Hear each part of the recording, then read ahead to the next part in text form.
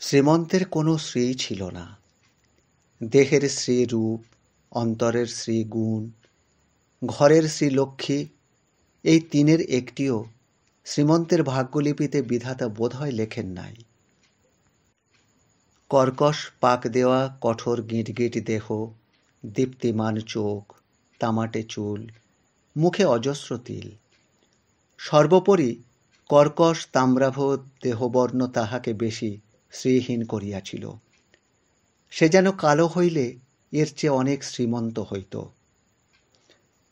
আসলে শৈশবের শিশু শ্রীমন্তেরও আর পাঁচটা ছেলের মতোই ফুলো ফুলো গাল, নরম নরম হাত পা, মোট কথা একটি মানব শিশুর যাহা যতটুকু প্রয়োজন সবই ছিল।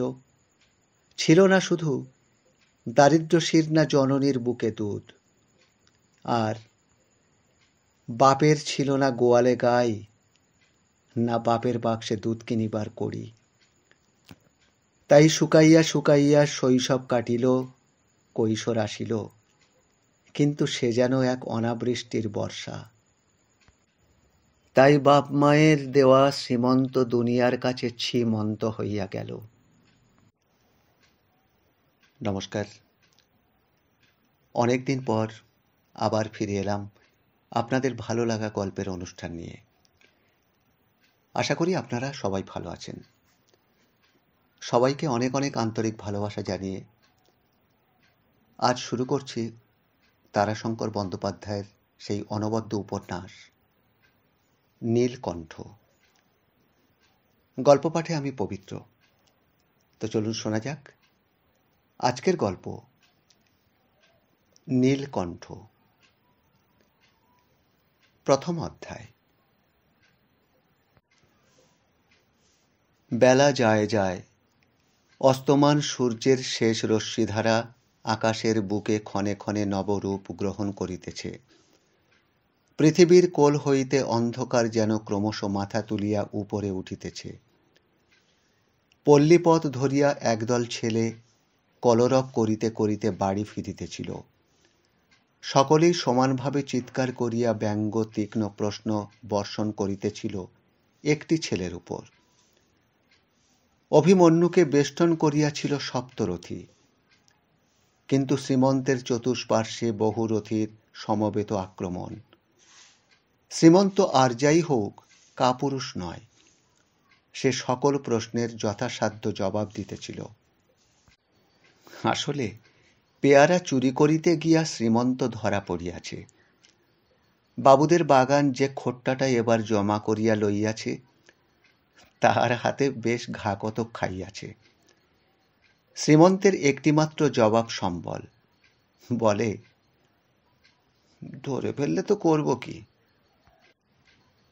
রামকৃষ্ণ কহিল, বারে, তুই তো গাছে গাছে চলে গিয়ে সব বাড়ি আগে বাগান পার হয়ে গেলি, তবে তোকে ধরে ফেললে কি করে?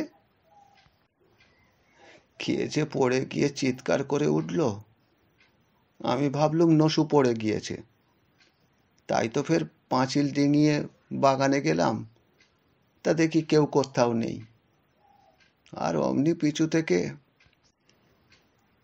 বাকিটা ধরা পড়ার লজ্জাকর ইতিহাস। সেটুকু বেচারার মুখে আর ফুটিল না, কিন্তু ব্যঙ্গ বিষে ঝাঁঝালো করিয়া সেটুকু বলিয়া দিল ওই নসুই। সে বলিল, পিছু থেকে আগলদার এসে না ক্যাঁক করে ধরে ফেললে শেয়ালে যেমন বেড়া ধরে, ঠিক তেমনি করে, নয় রে? বিদ্রূপ তীক্ষ্ণ হাস্যরোল আরো উদ্বেল উচ্ছল হইয়া উঠিল। শ্রীমন্ত ফ্যালফ্যাল করিয়া সকলের মুখপানে চাহিয়া থাকে। এতগুলো মুখ চাপা দিবার মতো কিছুই সে খুঁজিয়া পায় না। হাসির বেগ ক্ষীণ হইয়া আসিলে বিপিন কহিল, তুই একটা ভ্যাবাকান্ত রে। আরে সে তো মিছে করে আমি চেঁচালাম। নসু তখনও গাছ থেকে নামতে পারেনি, তাই বাগানের কোণের গাছ থেকে লাফ দিয়ে পড়ে মিথ্যে করে চিৎকার করে উঠলাম। না, তুই নামেও ছিমন্ত, কাজেও ছিমন্ত রে। শ্রীমন্ত এবার মরিয়ার মতো একটা কৈফিয়ত দিল। সে বলিল, সীমন্ত হই আর যাই হই, তোদের নাম তো আমি করিনি, কিন্তু নিজে তো মার খেলি। এবার শ্রীমন্ত যেন একটা মনের মতো জবাব পাইল। খুব একচোট তাচ্ছিল্যের হাসি হাসিয়া বলিয়া উঠিল, আরে দূর, আমার লাগেনি। সেই বেটা ছাতুরি হাত ফুলে উঠবে, দেখতে পাবি। হ্যাঁ, খাঁটি রক্ত জমে যাবে। বাবা, এ পিঠে যিনি চাপড় মারবেন তিনি ঠেলা পুজবেন। হ্যাঁ, না, মারলে আবার লাগে না। মায়েরই বলছি, লাগে না। দেখছিস তো, পণ্ডিত মেরে মেরে আমার পিঠে আর হাত ঠেকায় না। আর বিশ্বাস না হয় তো তোরা দেখ, দেখ না। তাহার কথা শেষ হইতে না হইতেই একজন শটান আসিয়া ঘা চারেক বসাইয়া দিল। ব্যাস, সঙ্গে সঙ্গে আর একজন, আর একজন, তারপর আর একজন। মোট কথা বাকি কেহ রহিল না, যাহাকে বলে চাঁদা করিয়া মার। আর সেই মার শ্রীমন্তের পিঠে পড়িয়া গেল। শ্রীমন্ত দাঁতে দাঁত টিপিয়া থাকে, কোনো ক্রমে বেদনা উপলব্ধির বিন্দুমাত্র আভাসও প্রকাশ হইতে দেয় না। তারপর সকলের পরীক্ষা শেষ হইলে গোটা দুই দম লইয়া সে হাসিতে চেষ্টা করিয়া কহিল, ওস্তাদের মন্তর আছে রে। আর জানিস, দম বন্ধ করে থাকলে কিচ্ছু লাগে না। হ্যাঁ, পাথর কাঁদে না বলিয়া মানুষ পাথরে চাপড় মারে না। চাপড় মারিয়া অভিজ্ঞ মানুষ প্রবচন রচনা করিয়া গেছে, পাথরে তুলো না হাত, পরাজয় নির্ঘাত। শ্রীমন্ত আজ না কাঁদিয়া জিতিয়া গেল। ছেলের দল উহার মুখের পানে চাহিয়া পরাজয় স্বীকার করিয়া লইল। শ্রীমন্ত বেশ সদম্ভে কয় পা অগ্রসর হইয়া বিজ্ঞের মতো কহিল, বাবা, গুরুমশায়ের কঞ্চি, বাবার পাঁচন, মায়ের হাতা আর ওস্তাদের লাঠি পড়ে পড়ে না পিঠ হয়েছে পাথর। ও কি রে নসে, দেখি তোর হাতটা, শুধু কচলাচ্ছিস কেন? রক্ত জমেছে বুঝি, কই দেখি। মার খাইয়া শ্রীমন্ত বিজয়ীর মতো চলিল। রামকেষ্টর তাহা বোধ করি সহ্য হইল না। সে কহিল, মার খেয়ে তোমার না লাগুক, তোমাকে কিন্তু এই ধরা পড়ার জন্যে জরিমানা দিতে হবে। হ্যাঁ, চুরি করতে গিয়ে যে ধরা পড়বে তাকেই কিন্তু জরিমানা দিতে হবে। আমাদের দলে এই নিয়ম হলো আজ থেকে। শ্রীমন্তের ইহাতে প্রবল আপত্তি। সে কহিল, বাহ রে, মারও খাবো আবার জরিমানাও দেবো? বাহ, না ভাই। কেন, বা কিরকম? ও, জেলেদের দেখনি বুঝি, মাছ চুরি করে ধরা পড়লে সমাজে ওদের জরিমানা দিতে হয়। কিন্তু আমরা তো জেলে নই। জেলে না হই না কেন, আমাদের ওই নিয়ম হবে। হ্যাঁ, আচ্ছা, ভোট হোক, কে কে আমাদের দলে হাত তোল। উপস্থিত প্রাপ্তির আশায় সবাই রামকেষ্টর দলে ঝুঁকিয়া পড়িল। সকলেই হাত তুলিয়া বসিল। এখন ভোটযুদ্ধে পরাজিত শ্রীমন্তকে সমষ্টির রায় মানিয়া লইতে হইল।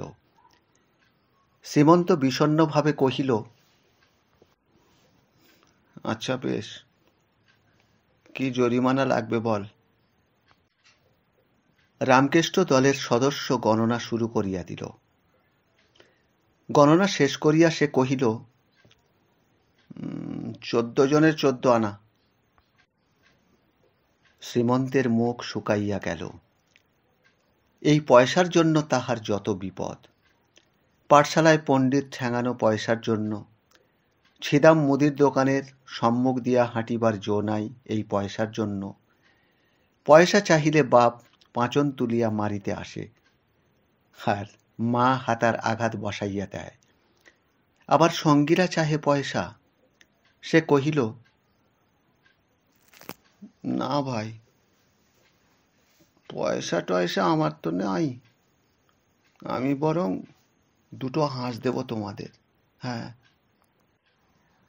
রামকেষ্ট হিসেবি ছেলে, সে কহিল, তাহলে মশলার দাম কে দেবে শুনি?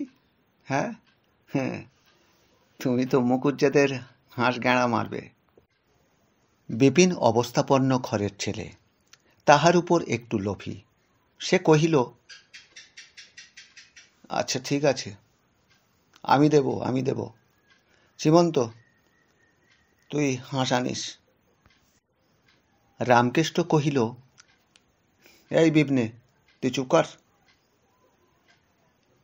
পল্লীর বসতির মধ্যে তখন তাহারা আসিয়া পড়িয়াছে।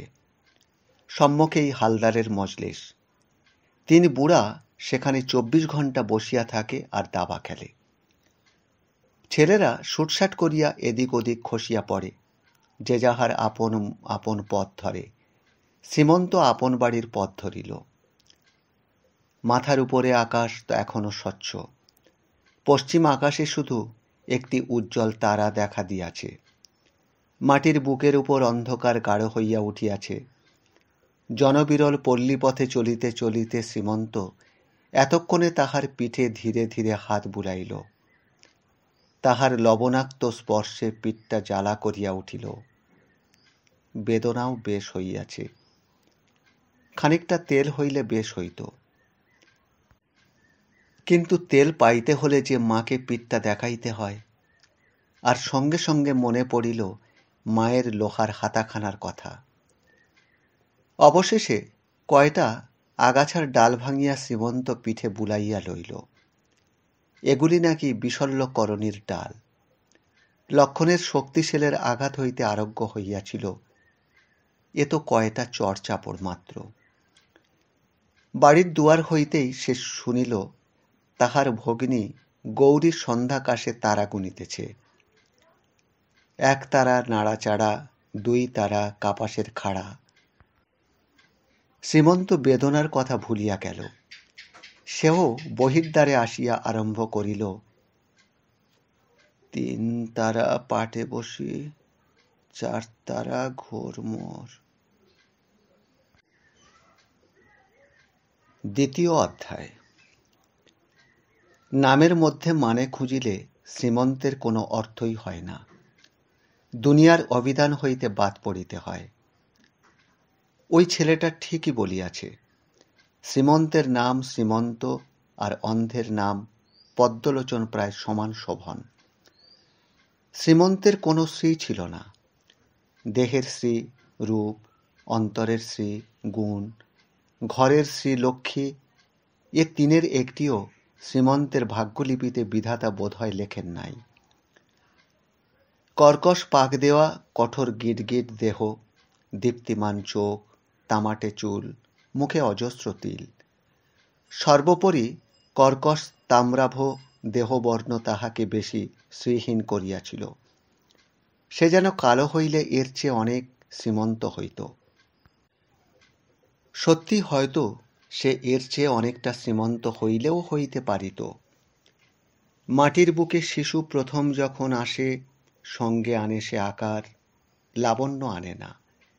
সে দেহে লাবণ্য রূপ সঞ্চারিত হয় ধরনের প্রসাদ। শৈশবের শিশু শ্রীমন্তেরও আর 5টা ছেলের মতোই ফুলো ফুলো গাল, নরম নরম হাত পা। মোট কথা একটি মানব শিশুর যাহা যতটুকু প্রয়োজন সবই ছিল। শুধু ছিল না দারিদ্র শীর্ণা জননীর বুকে দুধ, আর ছিল না বাপের গোয়ালে গাই বা বাপের বাক্সে দুধ কিনিবার করি। শুকাইয়া শুকাইয়া শৈশব কাটিল, আসিল কৈশোর। কিন্তু সে যেন এক অনাবৃষ্টির বর্ষা। দেহে পুষ্টি, অবয়বে লাবণ্য, ফসলের ফুলের মতো অভাবের শোষণে কুঁড়িতে উঁকি মারিয়া শুকাইয়া গেল। সুখের ঘরে রূপের বাসা, কথা সংসারে অতি সকরুণ সত্য। তাই বাপ মায়ের শ্রীমন্ত দুনিয়ার কাছে ছিমন্ত হইয়া গেল। পাড়া প্রতিবেশীর দল অপরিমেয় সহানুভূতিতে শ্রীমন্তের বাপ মায়ের চরম অবিবেচনার অপরাধ সংশোধন করিয়া লইল। আবার শ্রীমন্তের ছিতে একটা লম্বা টান মারিয়া সুর দিয়া সুসংগত করিয়া তুলিল। হ্যাঁ, বলে, শ্রীমন্ত। কিন্তু শ্রীমন্তের তাহাতে রাগরোষ নাই। সে বেশ হাসি মুখে এ নামেই সাড়া দেয়। কিন্তু মা রাগ করে বলে, কেন, খেতে পড়তে দেয় কেউ? হ্যাঁ, আর নিজেরা তো সব মদনমোহন। শ্রীমন্ত আশ্চর্য হইয়া যায়। মায়ের রোষের হেতু সে খুঁজিয়া পায় না। সে বলে, তা বললেই বা। ঘরের ভিতর হইতে বাপ কহে, আরে পিত্তি বেশ আছে, বেশ আছে।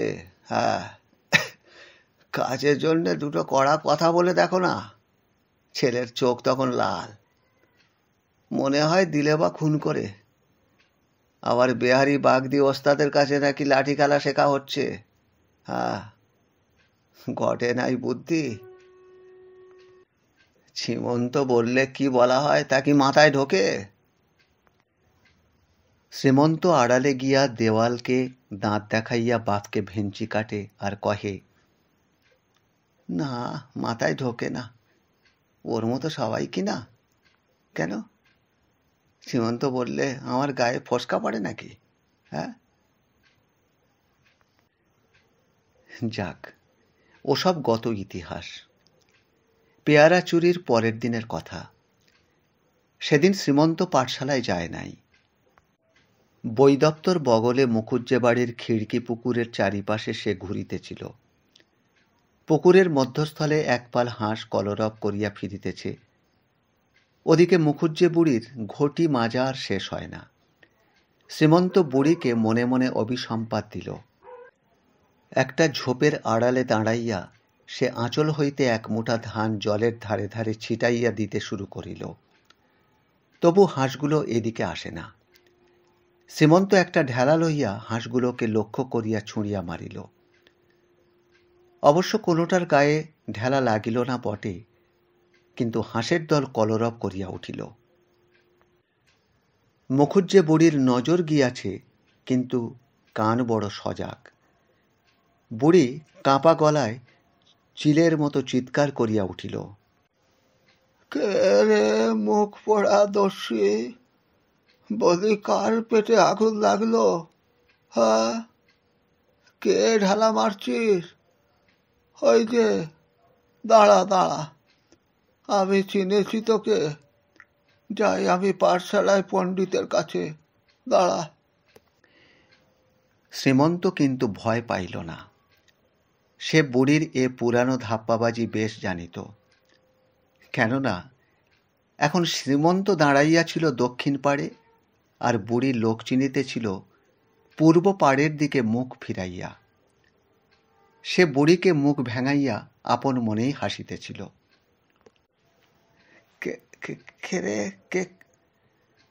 মুখের কথা মুখেই থাকিয়া গেল। শ্রীমন্ত ঘাড় ফিরাইয়া দেখিল খোট্টা ফলওয়ালাটা তাহার ঘাড় চাপিয়া ধরিয়াছে, আর খোট্টাটার পেছনে রামকেষ্ট দাঁড়াইয়া হাসিতেছে। রামকেষ্ট কহিল, চল, পণ্ডিত তোকে ডাকছে। জোয়াল ঘাড়ে নতুন গরুর মতো ঘাড় ঝাঁকাই দিয়া শ্রীমন্ত আপনাকে ছাড়াইয়া লইয়া কহিল, যাও, আমি যাব না, যাও।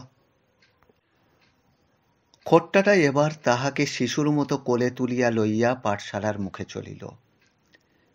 খোট্টাটার কোলে যাইতে যাইতে শ্রীমন্ত পণ্ডিতের সেই কঞ্চিটার কথা ভাবিতেছিল। সরু লিকলিকে পাকা বাঁশের কঞ্চি, যেখানে পড়িবে সেইখানেই কাটিয়া বসিবে। পাঠশালাও আসিয়া পড়িয়াছে। গণেশ পালের দাওয়ার পর মথুর ঘোষের খামার বাড়ি, তারপর গড়াঞ্চিতের ঘানিঘর, তারপরই পাঠশালা। গণেশ পালের দাওয়া পার হইল, মথুর ঘোষের খামার বাড়ির অর্ধেকটাও চলিয়া গেল। শ্রীমন্ত শুধু আকাশ পাতাল ভাবিতেছিল। কিন্তু এ বন্দি অবস্থায় কোনো উপায়ই তাহার নাই। গড়াঞ্চিদের ঘানিঘরও পার হইয়া গেল। পাঠশালার দরজার মুখে ছেলের দল ভিড় করিয়া দাঁড়াইয়া আছে। সহসা খোট্টাটা তীব্র বেদনায় আর্তনাদ করিয়া শ্রীমন্তকে ছাড়িয়া দিল। কিন্তু শ্রীমন্ত মাটিতে পড়িয়া গেল না। সে খোট্টাটার বিপুল গোঁফ জোড়াটার এক প্রান্ত ধরিয়া ঝুলিতেছিল। মাটিতে পদস্পর্শ হইবা মাত্র শ্রীমন্ত খাড়া হইয়া দাঁড়াইয়া লম্বা টানা এক দৌড় দিল। তারপর অনেকটা গিয়া সে ফিরিয়া দাঁড়াইয়া দেখিল ছেলের দল কলরোল করিয়া হাসিতেছে, আর খোট্টাটা গোঁফের গোড়ায় হাত বুলাইতে বুলাইতে করুণ বিলাপের সুরে পণ্ডিতকে কি যেন নিবেদন করিতেছে। আপনার হাতের দিকে তাকাইয়া শ্রীমন্ত দেখিল এখনো কয়েকগাছা বড় বড় গোঁফ আঙুলে তাহার জড়াইয়া আছে। সে নিজেও খুব খানিকটা হাসিল। তারপর, আমার পাঠশালায় খবরদার আসবে না তুমি। মুখ তুলিয়া শ্রীমন্ত দেখিল পণ্ডিত পাঠশালার দুয়ারে দাঁড়াইয়া তাহাকেই সম্বোধন করিতেছে। আজ থেকে তোমার নাম কেটে দিলাম আমি। শ্রীমন্ত জিভ বাহির করিয়া পণ্ডিতকে দেখাইয়া দিল। তারপর বগলের বই স্লেট বেশ করিয়া গুছাইয়া লইয়া বেশ উঁচু মাথা করিয়া ফিরিল। বাহির দুয়ার হইতেই সে হাঁকিল, গৌরী, এই নে। এই মাতৃহীনা খয়া খয়া ফুটফুটে মেয়েটি শ্রীমন্তের বড় প্রিয়। বছর চারেকের মেয়েটি অপটু পদে ছুটিয়া আসিয়া শ্রীমন্তকে জড়াইয়া ধরিয়া কহিল, কি মামা, পেয়ারা কই দাও। স্লেট আর ছেঁড়া বইখানি আগাইয়া দিয়া শ্রীমন্ত কহিল, না রে, বই দপ্তর। এই বস্তু কয়টির উপর গৌরীর লোভের পরিসীমা ছিল না। নতুন বোধোদয়খানার মলাট গৌরী প্রথম দিনই ছিঁড়িয়াছিল। স্লেটখানায় পাথর দিয়া দাগ কাটিয়া স্থায়ী হিজিবিজি সেই রচনা করিয়া রাখিয়াছে। পরম আগ্রহে হাত বাড়াইয়া গৌরী কহিল, দাও মামা, দাও। রান্নাঘরের দাওয়া হইতে শ্রীমন্তের মা হাঁ হাঁ করিয়া উঠিল, ওরে ছিঁড়ে দেবে, ছিঁড়ে দেবে। পরম ঔদাস্য ভরে শ্রীমন্ত কহিল, যা করবে করুক, আমার আর ওসব চাই না। কেন? পণ্ডিত আজ তাড়িয়ে দিয়েছে, আর আমাকে নেবে না পাঠশালায়। খাতা থেকে নামও কেটে দিয়েছে। কেন? মাইনে দেবে না, কিচ্ছু না। তাছাড়া কিচ্ছু হবে না আমার, পণ্ডিত রোজ বলে। কথাগুলির মধ্যে এতটুকু দুঃখবোধের পরিচয় ছিল না। তাহার মা অবাক হইয়া গেল, কিন্তু বলিবারও কিছু নাই। বেতন না দিলে গুরুমশাই যদি বেত মারেন তবে শ্রীমন্তের অপরাধ কি? যাক, তবু অপচয় নারীর সহ্য হয় না। একটা দীর্ঘ নিঃশ্বাস ফেলিয়া মা কহিল, ও,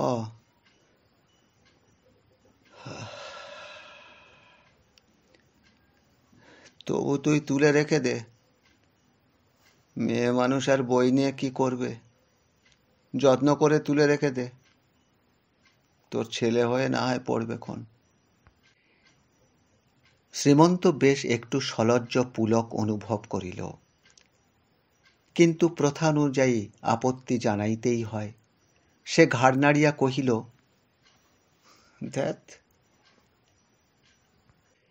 কার্যান্তরে যাইতে যাইতে মা বিরক্তি ভরে কহিল, তবে যা মন চায় তাই কর। ওই মেয়েকে তো মানুষ করছি, ঘরের ধরে বাপ থাকতে একটা খোঁজ খবর নাই। তার উপর দে, মেয়েকে আকাশের চাঁদ ধরে দে। মা অন্তরালে চাইতেই কিন্তু শ্রীমন্ত গৌরীর হাত হইতে বই স্লেট লইয়া সযত্নে তুলিয়া রাখিল। এদিকে গৌরী তখন কাঁদিতে আরম্ভ করিল। আমি বই নেব, ছেলের নেব। মা ঘরের ভিতর হইতে শ্রীমন্তকে তিরস্কার করিয়া কহিল, ওরে ও মুখ পড়া আকাট মুখ্যু, আবার ওকে কাঁদাতে শুরু করলি? দেখবি দেব গিয়ে হাতার বাড়ি। শ্রীমন্ত তাড়াতাড়ি গৌরীকে কোলে তুলিয়া লইয়া চুপি চুপি কহিল, এই দেখ, পেয়ারা খাবি গৌরী? পেয়ারা, এই বড় বড় তুলতুলে পাক্কা পেয়ারা। গৌরীর কিন্তু সেই এক বায়না, বই ছেলের। বাড়ির বাহিরে গিয়া শ্রীমন্ত চুমু খাইয়া কহিল, ছিমা, আরে বই ছেলের নিতে নাই, তোমার ভাইটি হয়ে পড়বে, তোমাকে দিদি বলবে। হ্যাঁ, ভাইয়ের নামে গৌরী প্রবোধ মানিল। সে উৎফুল্ল হইয়া কহিল, ভাইটি মামা, আঙা টুকটুকে। চুপ চুপ, চেঁচায় না, ছি। মামার কর্কশ তাম্রাভ মুখখানা ঈষৎ কোমল রক্তাভ হইয়া উঠিল। আর চাষার ছেলে লেখাপড়া শিখে হবেই বা কি শুনি? হ্যাঁ, সেই তো বাবা শেষকালে হাল গরু হত তা। শ্রীমন্তের মা তবু কোনো উত্তর করিল না। বাপ পুত্রকে লক্ষ্য করিয়া কহিল, সেই ভালো। এই দেখ, তুই কাল থেকে আপনার কুলকর্ম শেখ, বুঝলি? ওসব কাগজের বুকে কালির আঁচড়ে কি হয় শুনি? তার চেয়ে মাটির বুকে ফালের আঁচড় দে। হ্যাঁ, তাতে ফুল ফুটবে, ফসল হবে, সাক্ষাৎ লক্ষ্মী ঘরে এসে ঢুকবে। শ্রীমন্তের বাপ চলিয়া গেল। শ্রীমন্ত কহিল, সেই ভালো মা, এবার বাপ বেটাতে আলুর চাষ করব। ওই দোগাছির সবজান শেখ আলুর চাষে এমন ফেঁপে উঠেছে না মা, কি আর বলবো তোমাকে। ওর নাতি স্কুলে আসে সাটিনের জামা গায়ে দিয়ে, মাথায় জরির তাজ। মা হাসিয়া কহিল, তবে তাই কর। শ্রীমন্ত রুক্ষভাবে কহিল, তোমার তো আবার কিছুই মনে ধরে না দেখি। চাষার ছেলে লেখাপড়া শিখে কি হবে শুনি? কিছু হয় না শ্রীমন্ত, কিন্তু তোদের সংসারে কি একদণ্ড দুঃখ করবার অধিকার নেই রে? হ্যাঁ, সুখ দুঃখ নিয়েই তো মানুষের দেহ। মায়ের এই উত্তর শ্রীমন্তের মনোপুত হইল না, কিন্তু এ কথার উত্তরে সে কিছু বলিতেও পারিল না। বাড়ি হইতে বাহির হইয়া হালের গরু জোড়াটার পাশে গিয়া দাঁড়াইয়া সে তাহাদের পিঠে হাত বুলাইতে লাগিল। গরু দুইটার পায়ের কাছে গোবরের চোনায় কাদা হইয়া উঠিয়াছে, দাবায় এক কুটি খড়ও নাই। শ্রীমন্ত আপন মনেই কহিল,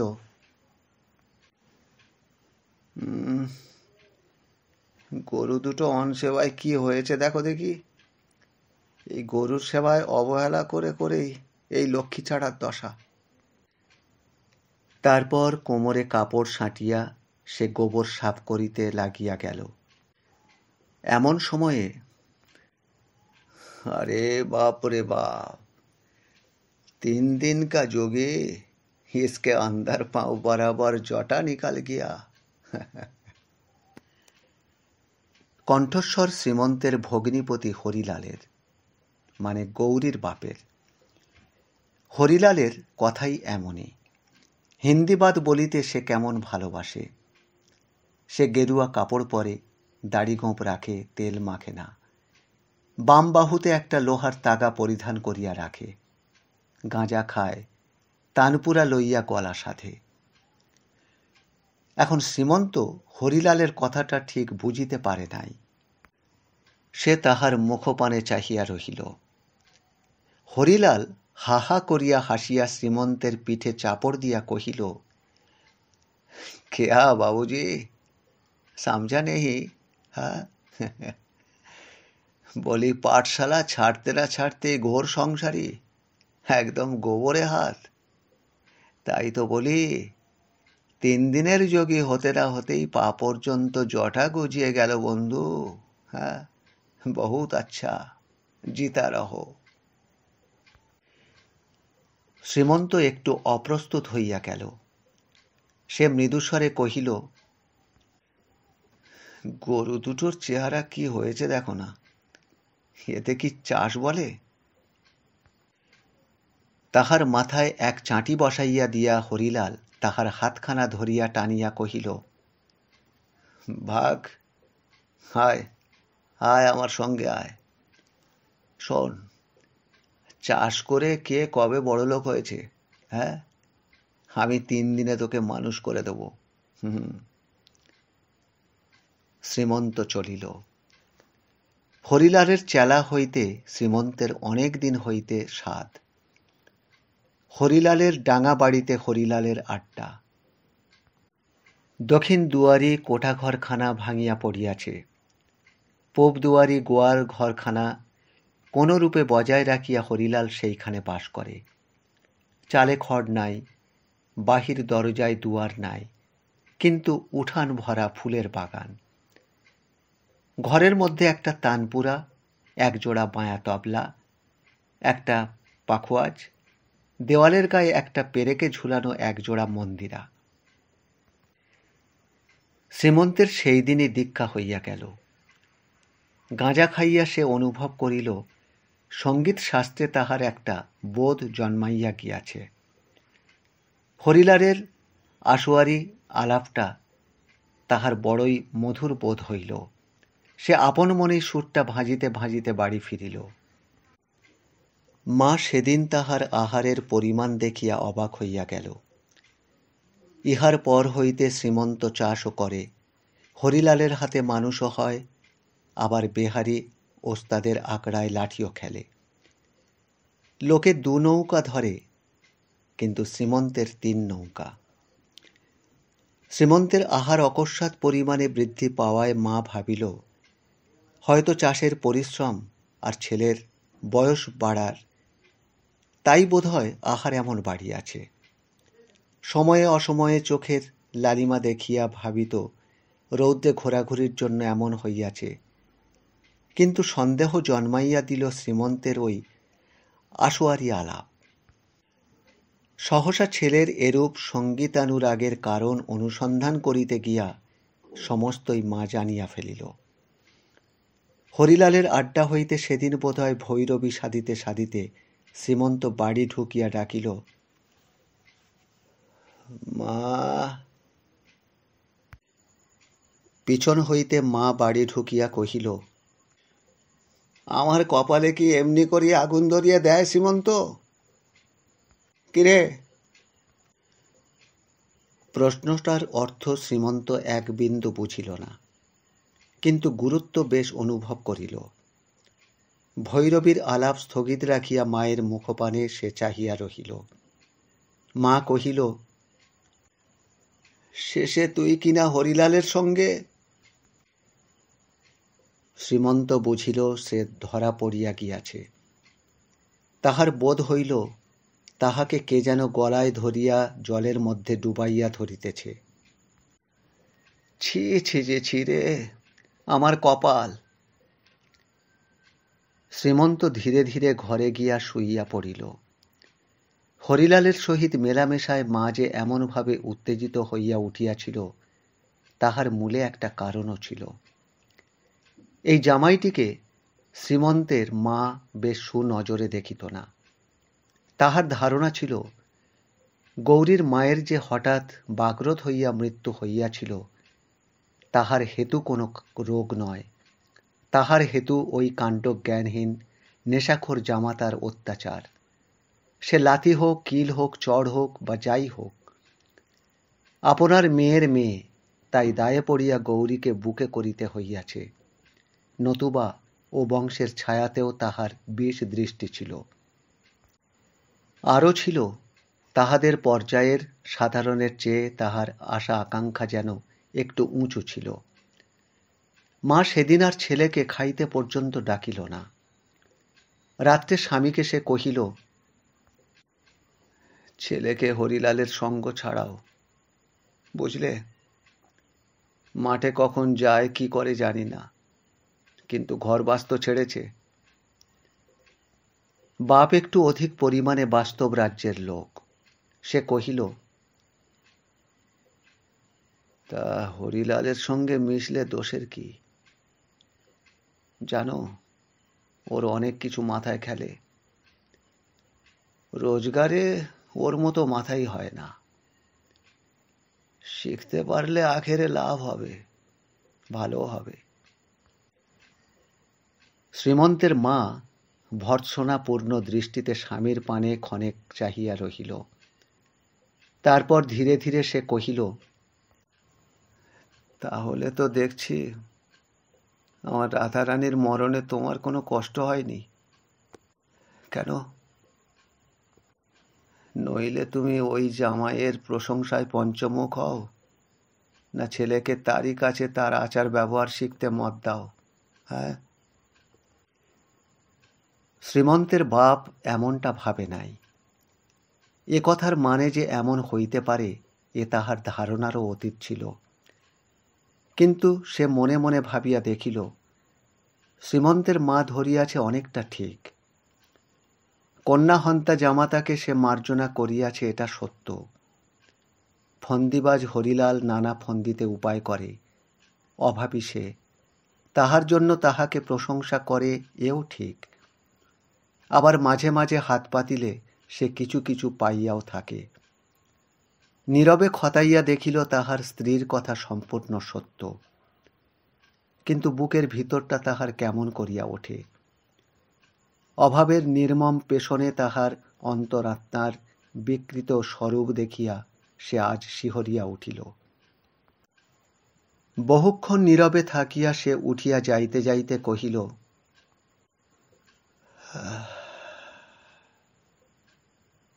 কি জানো রাধুর মা, তুই কথাটা বলেছ ঠিক, কিন্তু কি করব বলো? অভর পেট সন্তান খেয়েও ভরেনি, তাই খিদের জ্বালায় কার কাছে হাত পাততে হয় না হয় তাও ভুলেছি। উপায় নাই। স্ত্রীও এমন উত্তর প্রত্যাশা করে নাই। সেও এই উত্তরে অভিভূতের মতোই স্বামীর দিকে চাহিয়া রহিল, কোনো সান্ত্বনা বাক্যও যোগাইল না। পরদিন দ্বিপ্রহরে স্বামী আহারে বসিলে শ্রীমন্তের মা কহিল, আমি বলি কি, তুমি ছেলের বিয়ে দাও। স্বামী তাহার মুখপানে তাকাইয়া থাকিল। শ্রীমন্তের মা আবার কহিল, দেখো, বিয়ে দিলে ছেলের ঘরে মন বসবে, তখন একটু বাগিয়ে ধরলেই ছেলে বেশ বশ মানবে। তাই বলছিলুম।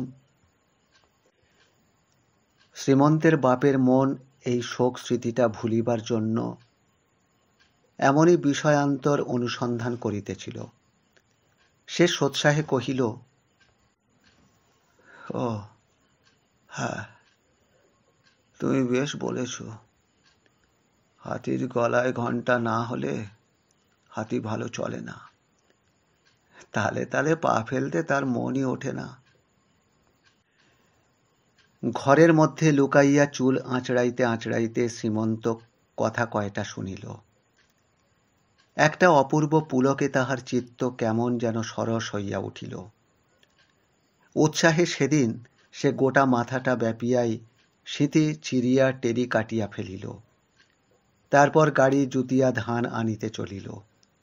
মনোরথ তাহার উড়িয়া চলিয়াছে, কিন্তু বুড়া বলদ দুইটার গতি বড় মন্থর। সে তাহার সহ্য হয় না।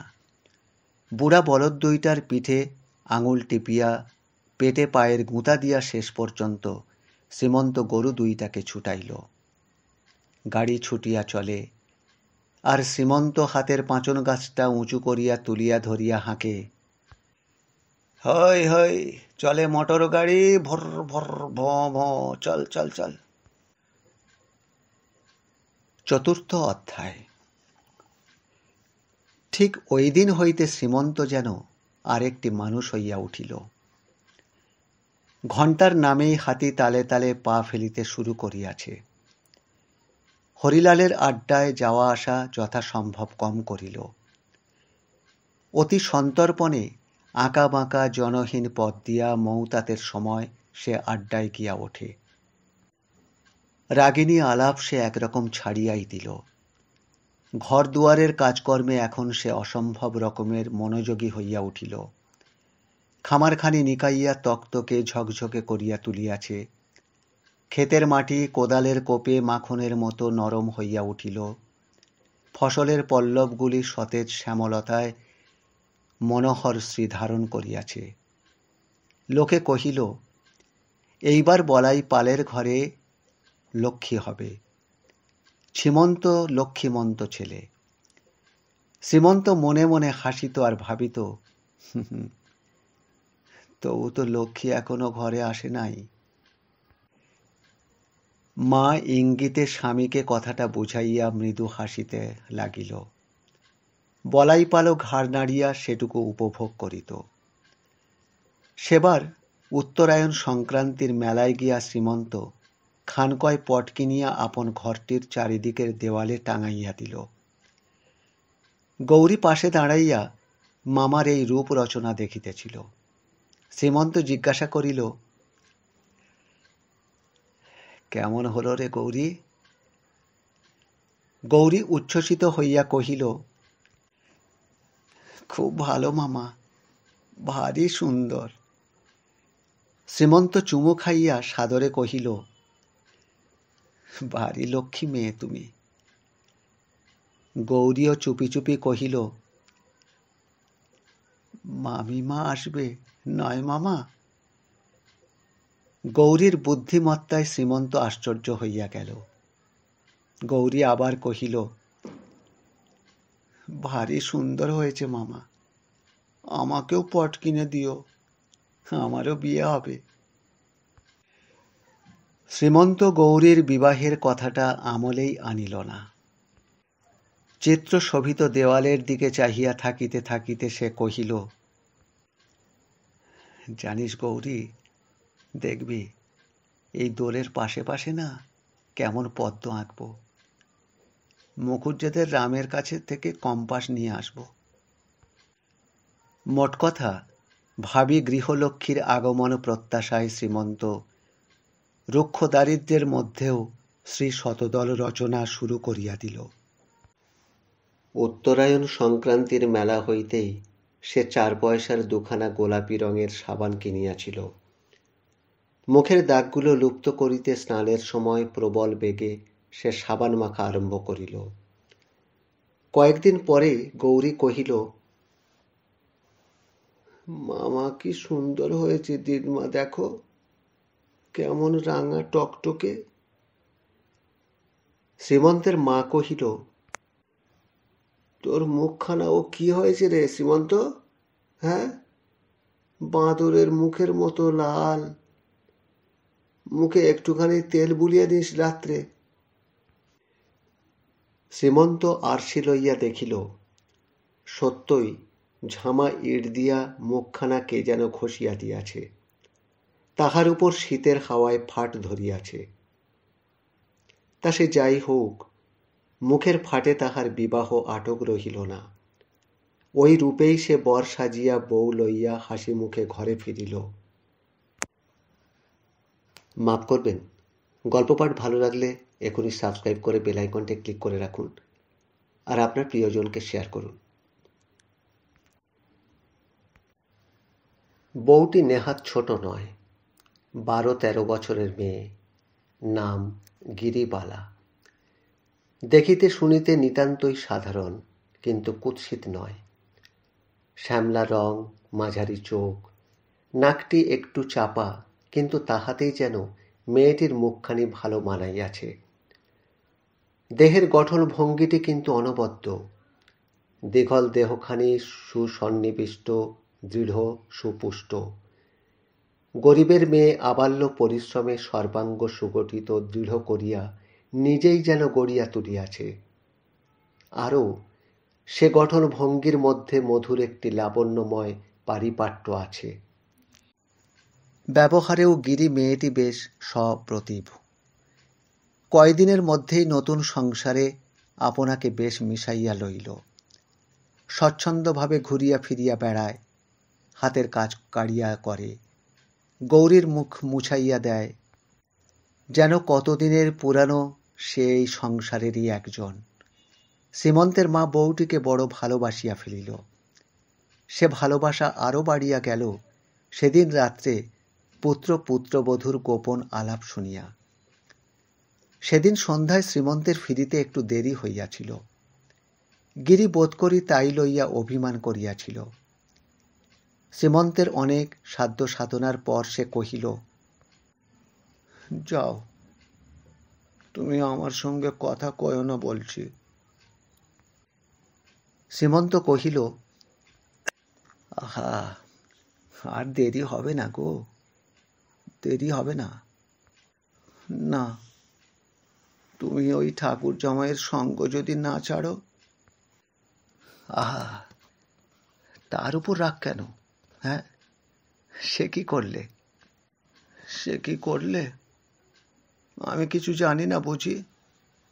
ওই তো ঠাকুরজিকে খুন করে ফেলেছে। লজ্জা করে না তোমার? শ্রীমন্তের আর কথা জোগাইল না।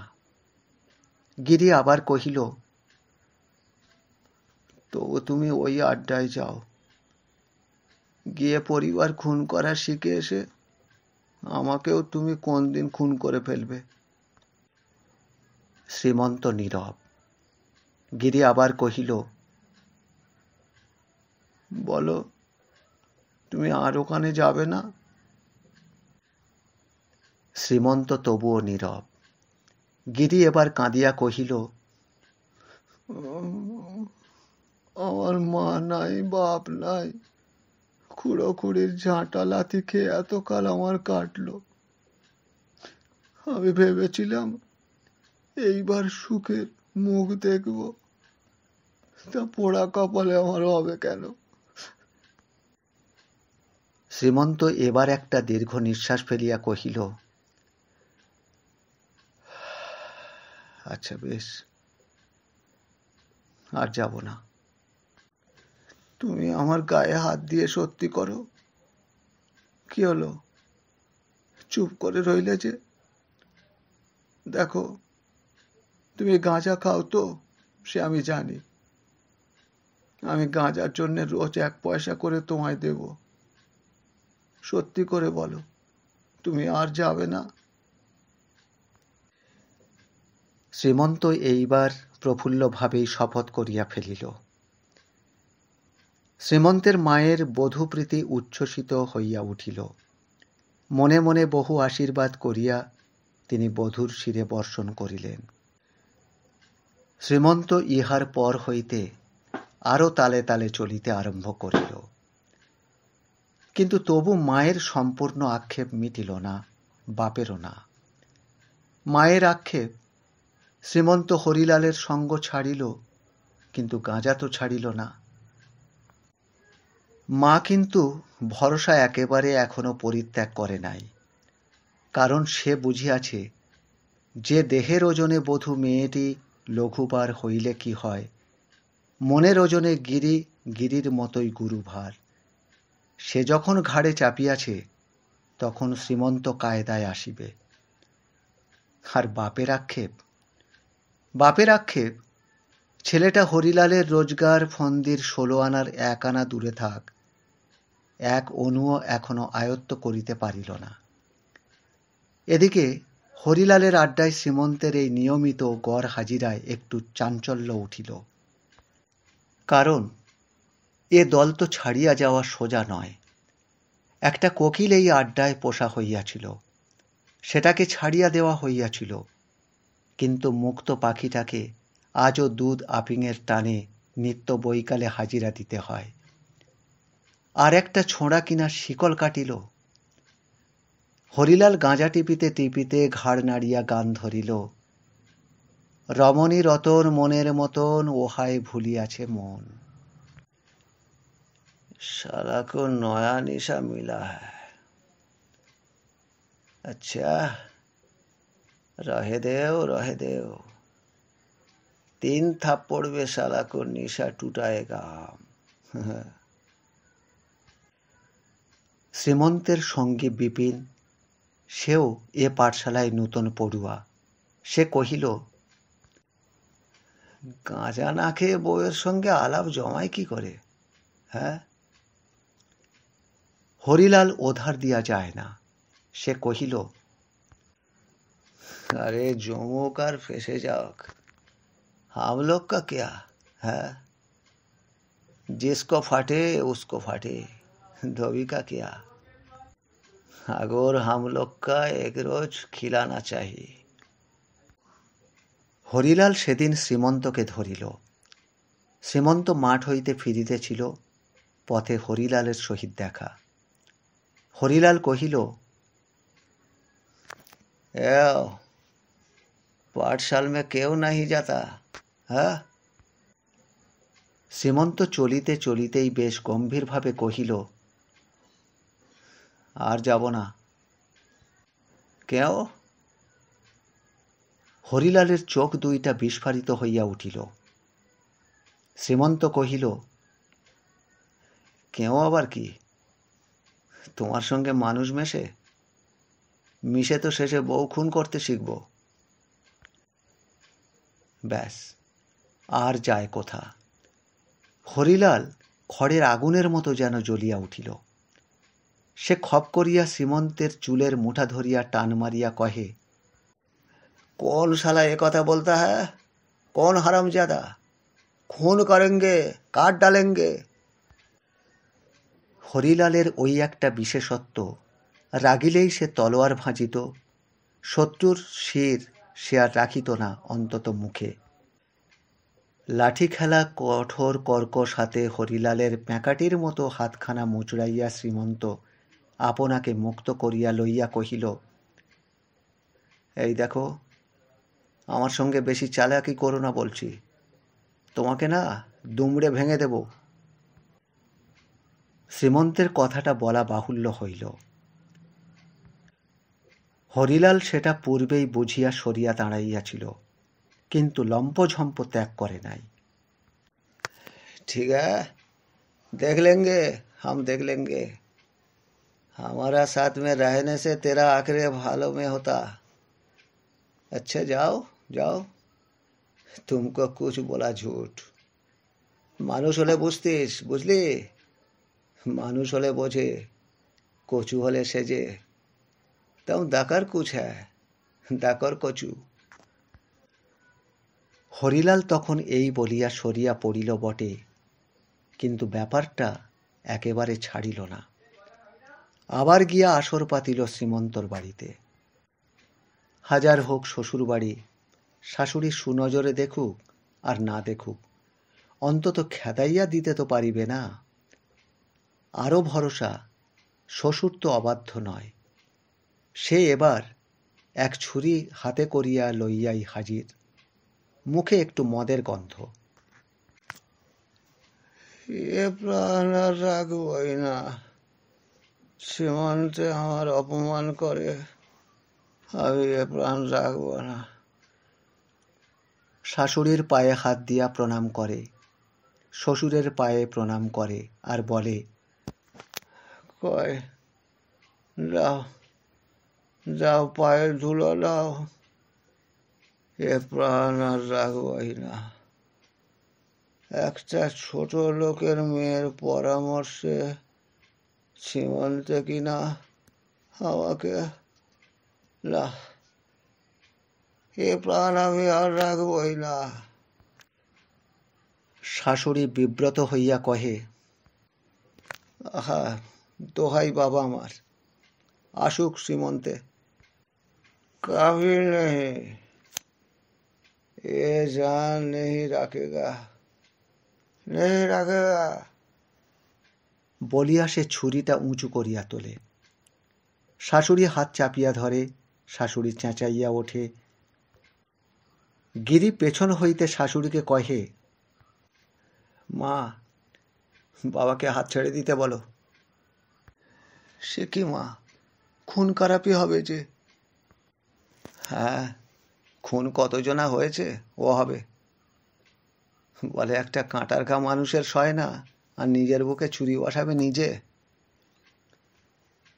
কথাটা শ্বশুরের কানেও গিয়াছিল। সে বাস্তব রাজ্যের লোক। কথাটা একদণ্ডেই কানের ভিতর দিয়া মরমেও গিয়া পশিল। সে সত্যই হরিলালের উদ্যত হাতখানা ছাড়িয়া দিল। কেহ ধরে না দেখিয়া হরিলালকেও ছুরি নামাইতে হইল। শুধু ছুরি নামাইতে হইল না, ওই একরত্তি মেয়েটার কুবুদ্ধির নিকট মাথা নামাইয়া সরিয়াও পড়িতে হইল। ব্যাস, ওড়া পাখি আর ধরা পড়িল না। পঞ্চম অধ্যায়। দিন দাঁড়াইয়া থাকে না। দিনের সঙ্গে সঙ্গে দুনিয়ার বয়স বাড়ে। বয়সের সঙ্গে সঙ্গে শ্রীমন্ত পুরা জোয়ান হইয়া উঠিল। গিরিও ঘরণী হইয়া উঠিল। শ্রীমন্তের বাপ মা বৃদ্ধ হইয়া একে একে চলিয়া গেল। শ্রীমন্তের তাহাতে বড় আক্ষেপ নাই। সময়ের সঙ্গে সঙ্গে সে মা বাপের শোক ভুলিয়াছে। কিন্তু গিরির আক্ষেপের সীমা নাই। সে শাশুড়ির আক্ষেপ মিটাইতে পারে নাই। নারী হইয়া একটি পৌত্র শাশুড়ির কোলে সে তুলিয়া দিতে পারে নাই। শুধু তো আক্ষেপ নয়, এ নিষ্ফলতা তাহার নারীত্বের কলঙ্ক। শাশুড়ি রাজ্যের মাদুলি তাহার গলায় পরাইল। তাহাকে কতবার ব্রত করাইয়াও যখন কিছুতেই কিছু ফল পায় নাই, তখন সে একদিন এ কথা মুখ ফুটিয়া বলিয়াও ছিল, নাতির জন্য পাতা কোল আমার খালি রইল। আমার যেমন ভাগ্যে, নইলে এমন অফলা হতভাগা মেয়ে আমার ঘরে আসবে কেন। বিপিনের মা ছিল কাছে বসিয়া। সে বলিয়াছিল, আমি বলি কি, এক কাজ কর শ্রীমন্তের মা, কার্তিক পুজো কর। হ্যাঁ রে। শ্রীমন্তের মা অতি ম্লান হাসি হাসিয়া উত্তর দিয়াছিল, কি যে বলো বিপিনের মা, কথায় আছে কি জানো, হবে না রে বাঁজার ছেলে, কার্তিক রে তোর বাবা এলে। ওসব মিছে, এমন ভাগ্যি আমার। ওই কথাগুলি গিরি আজও ভুলিতে পারে নাই। যখনই তাহার সন্তান ক্ষুধাতুর নারীমন আপন শূন্য কোলের পানে তাকাইয়া উদাস হইয়া ওঠে, তখনই ওই কথাগুলি মনে জাগিয়া ওঠে। এখনো শাশুড়ির সে আক্ষেপ তীব্র কণ্ঠে তাহাকে ধিক্কার দেয়। নিরুপায়ে গৌরীকে সে বুকে জড়াইয়া ধরিল, সান্ত্বনাও পাইল। সংসার পালনের মমতাটাই বোধ করি সবচেয়ে বড়। ভূমিষ্ঠ হইয়া যে সন্তানটি মরিয়া যায়, তাহার শোক মায়ের ভুলিতে বড় বেশি দিন লাগে না। কিন্তু লালনে পালনে বর্ধিত বয়স্ক সন্তানে মায়ের বুকে যে শক্তিশীল হানিয়া যায়, সে শক্তিশীলের বেদনা কোনো বিশল্যকরণীতেই উপশম হয় না। যৌবনের পরিণতির সঙ্গে সঙ্গে নারীর জীবনপাত্রে সে স্নেহ রসধারা উচ্ছল হইয়া ওঠে, তাহাই মাতৃত্বের উপাদান। নারী সন্তান চায় শুধু ওই স্নেহ রসধারায় তাকে সিঞ্চিত করিতে। ভ্রূণ সৃষ্টি করে অদৃশ্য হস্ত, সে ভ্রূণকে আপন স্তন্যে স্নেহ সুন্দর হস্তে দিন দিন সুন্দরতর পরিপুষ্ট করিয়া পূর্ণাঙ্গ সক্ষম মানবের সৃষ্টি করে নারী। সেইখানেই তার প্রত্যক্ষ সৃষ্টির আনন্দ। তাই গৌরীকে পাইয়া সে আনন্দে গিরি আপন ব্যর্থতার বেদনা অনেকটা ভুলিয়াছিল। হয়তো সবটাই ভুলিতে পারিত, কিন্তু মাঝে মাঝে হরিলাল আসিয়া কন্যার উপর দাবি জানাইয়া যায়।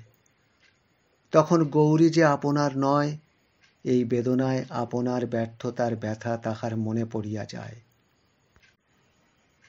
ইদানিং হরিলালের সে দাবিটা কিছু প্রবল ও ঘন ঘন হইয়া উঠিয়াছিল। তাহার আয় অনেক কমিয়া গিয়াছে, খাকতির বাজার, পেটের ভাত জোটে না, গাঁজা জোটে কেমন করিয়া। কাজেই সে মেয়ের দাবিতে শ্রীমন্তের ঘরে ভাতের ব্যবস্থাটা করিয়া লইতে চাহিল। এখানে ওখানে যায়, ভগবান যেখানে মাপেন সেইখানেই খায়, কিন্তু গ্রামে ফিরিলেই শ্রীমন্তের বাড়িতে ঢুকিয়াই হাঁকে, হাওয়া গৌরী, এই দেখ তোর মামিকে মা বলে ডাকিস, বুঝলি? আর তুই বল যে আমি এখানে খাবো রে, যা। 1 দিন, 2 দিন, 4 দিন, শেষে 5 দিনের দিন গিরির আর সহ্য হইল না। সেদিন সে ঘোমটার ভিতর হইতে গর্জন করিয়া উঠিল, কিন্তু সে গর্জন হয়তো হরিলালের কানে গেল না, বা গেলেও সে তা আমলে আনিল না। ভাবিল স্ত্রীলোকের কথা আবার ধরে। গিরির আসলে বিরক্তি কিন্তু ভাতের জন্য নয়। হরিলাল যে আসিয়া গৌরীর উপর একটা ভাব ভঙ্গিতে কথার সুরে পিতৃত্বের দাবি জানায়, আপত্তি তাহার তাহাতেই। সেটা বোঝা গেল যখন গৌরী শ্রীমন্তের নিকট হইতে ভিতরে ছুটিয়া পলাইয়া আসিয়া কহিল, ও মা গো, সেই মাতাল জামাইটা এসেছে, বিদায় করো, বিদায় করো, ও ভাত দিয়ে বিদায় করো মা, ভাত নইলে ও যাবে না। তখন গিরির অধরে হাসি দেখা দিল। সে গিরিকে একটু পরখ করিয়া লইতে কহিল, ও মা, সে কিল, ওই কি বলে, ও যে তোর বাবা হয় রে। বাবা হয়? ওকে কখনো আমি বাবা বলবো না। গিরির আর আক্ষেপ থাকে না, বরং করুণাই হয় একটু হরিলালের উপর। আহা হা, দুনিয়ায় আপনার বলিতে তো কেহ নাই ওই লোকটির। সে 2 থালা ভাত বাড়িয়া শিকল বাজাইয়া শ্রীমন্তকে ইঙ্গিত করিল। 2খানি থালায় আহার্য সাজানো, কুটুম্বের থালাতেই পরিচর্যা বেশি। রাত্রে ঘুমন্ত গৌরীর মাথায় হাত বুলাইতে বুলাইতে শ্রীমন্তকে গিরি কহিল, শুনছ, দেখো, ও তো আপনজন তোমার, বলো, তোমার একটু খোঁজ খবর করা উচিত। শ্রীমন্ত কথা না বুঝিতে পারিয়া স্ত্রীর মুখপানে চাহিল। গিরি কথাটা ভাঙিয়া কহিল, তোমার ভগ্নিপতের কথা বলছি গো। মানুষটা কি হয়ে গেল বলো, শুধু যত্ন আত্মীর অভাবে। ঠাকুর যে যদি বেঁচে থাকতো তবে কি এমনি হতো? শ্রীমন্ত এবারও স্ত্রীর মুখপানে চাহিয়া রহিল। গিরির সহসা এ পরিবর্তনের কারণ সে বুঝিয়া উঠিতে পারিল না। স্বামীর নীরবতায় ঠিক ওই কথাটাই গিরিরও স্মরণ হইল। সে বুঝিল হরিলালের জন্য এতটা ওকালতি তাহার পক্ষে নিতান্ত অশোভন হইয়াছে। তাই কথাটাকে ঘুরাইয়া সে কহিল, আপনার জন বলেই তো বলছি, হাজার হলেও গৌরীর বাপ, আর গৌরীও তো ধরো আমাদেরই সব। একটা দীর্ঘশ্বাস ফেলিয়া শ্রীমন্ত কহিল, ও, কাজেই যার নিজের নাই তার আবার। কথাটা শেষ করিতে পারিল না। ক্ষীণ রশ্মি প্রদীপ্তির ম্লান আলোকে গিরির মুখ দেখিয়া সে কথাটা শেষ করিতে পারিল না। কিন্তু যে কথাটা মনের মধ্যে ফেরে সেটা চাপিয়া রাখিতে পারে মানুষ কতক্ষণ? অল্প একটুক্ষণ উভয়ই নীরব। আবার শ্রীমন্ত কহিল, জানো, একটা কথা আজও আমি ভুলতে পারিনি। যেদিন আমি পাঠশালা ছাড়ি সেই দিন পাঠশালা থেকে এসে বই দপ্তর দিয়েছিলাম গৌরীকে। গৌরীর লোভ ছিল বই সিলেটের উপর। তা মা বললে, ও রেখে দে, মেয়েতে বই দপ্তর নিয়ে কি করবে, তোর ছেলে হয়ে পড়বে। সে বই সিলেট আজও তোলা আছে ওই বেতের ঝাঁপিতে। গিরি আর শুনিতে পারিল না, সে নিস্তব্ধ হইয়া রহিল, উদ্গত অশ্রু গোপন করিতে পাশ ফিরিয়া শুইল। গিরির এ ব্যথার নীরবতায় শ্রীমন্ত মনে করে গিরি বুঝি ঘুমাইল। একটা দীর্ঘ নিঃশ্বাস ফেলিয়া সেও পাশ ফিরিয়া শোয়। পরদিন শ্রীমন্ত মাঠ হইতে ফিরিয়া বাহির হইতেই শোনে গিরির উচ্চকণ্ঠে বাড়িখানা মুখর হইয়া উঠিয়াছে। অবদ্ধ একঘেয়ে অবিশ্রান্তভাবে গৌরী কি বলিয়া চলিয়াছে। সে বাড়ি ঢুকিতে ঢুকিতেই কহিল, কি গো গৌরীমা, কি হলো? গৌরী ব্যতিব্যস্তভাবে বাধা দিয়া কহিল, চুপ করো, আমি পড়ছি। এই দেখো বই, এই দেখো সেলেট, সেই বই। সেই সেলেট, ছেঁড়া মলাটে তাহারই বাঁকা হাতে নাম লেখা। সেই সেলেটের কোণগুলি সেই আমলের সেই বুড়ো কামারের হাতের তার দিয়া বাঁধা। 2টি পয়সা সে লইয়াছিল। শ্রীমন্ত নীরব হইয়া দাঁড়াইয়া ওই বই সেলেটের পানে চাহিয়া থাকিল। কাহার স্পর্শে ফিরিয়া দেখিল গিরি পেছনে দাঁড়াইয়া। কিন্তু এ গিরি তো সে গিরি নয়। এর দৃষ্টিতে ভিক্ষার ভাষা, ভঙ্গিতে ভিক্ষার ভাব। শ্রীমন্ত ব্যথা পাইল। স্নেহাস্পদের কাতরতা তাহার সহ্য হইল না।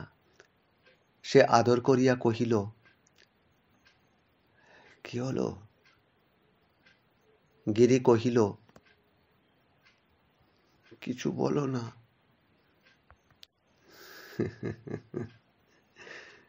কিন্তু বলবার মতো তো কিছু করনি তুমি গিরি। ওই বই সিলেট আমি দিয়েছি। তা বেশ করেছো, তাতে হয়েছে কি? হ্যাঁ, দেখো, ছেলেকে কিছুতে বঞ্চিত করতে নাই। তুমি দিয়ে কেড়ে নিয়েছিলে, তাতে তো ওর মনে দুঃখ হয়েছিল, দীর্ঘ নিঃশ্বাস পড়েছিল, হয়তো তাতেই। গিরির কণ্ঠস্বর ভাঙিয়া পড়ে, চোখ সজল হইয়া আসে। শ্রীমন্ত অতি আদরে তাহার হাত ধরিয়া কহিল, আহা, কেঁদো না, কেঁদো না গিরি। তোমার কোন কাজে আমি না করি বলো? হ্যাঁ। গিরি একটু নীরব থাকিয়া নিজেকে সামলাইয়া লইয়া হাসিয়া কহিল, তুমি যা করে চেয়ে দেখছিলে বই সিলেটের পানে,